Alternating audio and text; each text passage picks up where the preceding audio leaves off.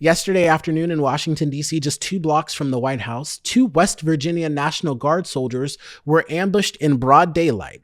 And I'm recording this the night before, but both of the soldiers are in critical condition and there are more questions than answered.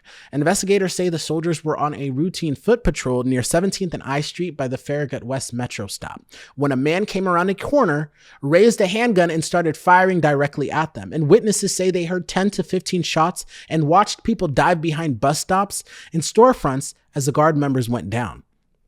Other National Guard troops who were posted nearby rushed in, returned fire, and managed to tackle and disarm the shooter within seconds. The suspect, who was also shot, is in custody at a local hospital. Officials describe him as a 29-year-old Afghan national who came to the United States in 2021. They say he is not cooperating with investigators, and they still haven't publicly released a motive yet. DC Mayor Miriam Bowser is calling this a targeted shooting, saying the attacker clearly went after the Guard members because of their uniforms. The FBI says it's treating this as an assault on federal officers and a possible act of terrorism while they gather more evidence.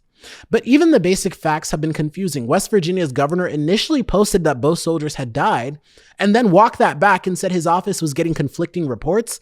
But as of Wednesday night, federal and DC officials are all using the same language, that the 2 Guard members are alive but are in very critical condition. All of this is happening against the backdrop of a controversial Trump administration decision to flood Washington with National Guard troops under a summer crime emergency order. Thousands of Guard members from multiple states have been on the streets in DC since August, despite a federal judge ruling the deployment unlawful and putting that ruling on a short hold. After today's shooting, the administration has ordered another 500 Guard troops into the Capitol. So you've got a heavily militarized downtown, an ambush on uniformed soldiers, steps from the White House, and a suspect whose story we still don't know. And by the time you see this, some of the details might have already changed. I mean, I'm just going off with the latest information I have, but this story is developing, so please keep that in mind. But the core debate going on that isn't going anywhere is, does putting more troops on the city streets make people safer, or does it just give someone else a target? If you believe independent journalism like this matters, consider supporting the show through Patreon or a YouTube membership with added perks. For as little as $1 a month, you can help us keep telling the stories that go far beyond the headlines and bringing valuable information to the masses.